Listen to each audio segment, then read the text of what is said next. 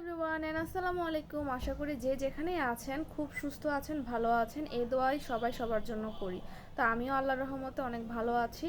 তো আজকে আমি রান্না করতেছি, আর কি কি রান্না করব সেটা আপনাদের সাথে শেয়ার করব। আমি সর্বপ্রথম ডাল বসাই দিয়েছি, আর ডালের সাথে সাথে আমি আরও কাজ করতেছিলাম, টুকিটাকি অনেক কাজ ছিল। আর আরও যে যে আইটেমগুলো রান্না করব সেগুলোর কাজ করতেছিলাম। তো করতে করতে আমার কিছু কথা মনে হয়ে গেল।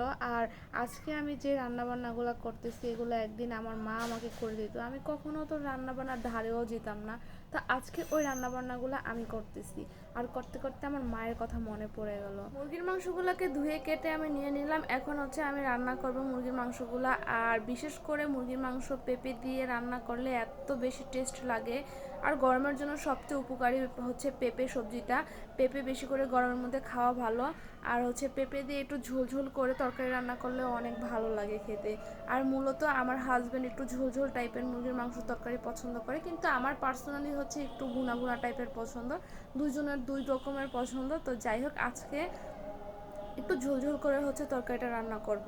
তো রান্না করতে করতে একটা কথাই আপনাদের সাথে বলি, আমিও যেমন ছোট ইউজার, আপনারা অনেকে আছেন ছোট ইউজার। তো সবাই সবাইকে সাপোর্ট করবেন। সাপোর্ট না করলে কেউ কখনো কিছু করতে পারে না।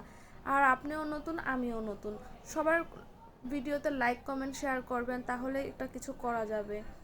আমরা যদি সবাই সবাইকে একটু সাপোর্ট করি তাহলে কিন্তু আমাদের পেজটাকে একটু গ্রো করতে পারবো। আর সবাই পেজ নিয়ে কাজ করে একটু আশা নিয়েই। তো আমরা সবাই সবাইকে একটু ভালোবাসা দিব, সাপোর্ট দিব, সাহায্য করব। আর এরকম তো না যে সাপোর্ট করতে অনেক কিছু লাগে, জাস্ট একটু মন মানসিকতা থাকলেই হবে। তো সবাই সবাইকে সাপোর্ট করবো।